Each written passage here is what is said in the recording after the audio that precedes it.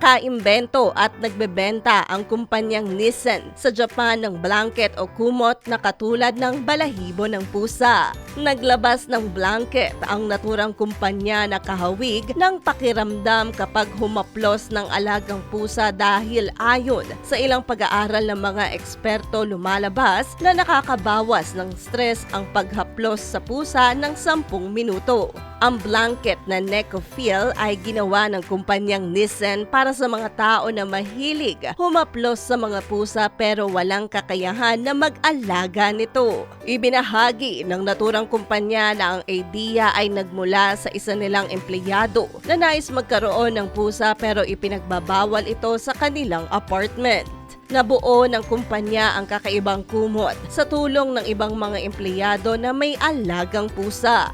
Kasalukuyang ibinebenta ang Necofeel blanket sa halagang single size na 1,969 yen at para sa double size blanket naman ito ay nasa 6,038 yen. Hi! Ito po si DJ Claire ng radyo natin nationwide.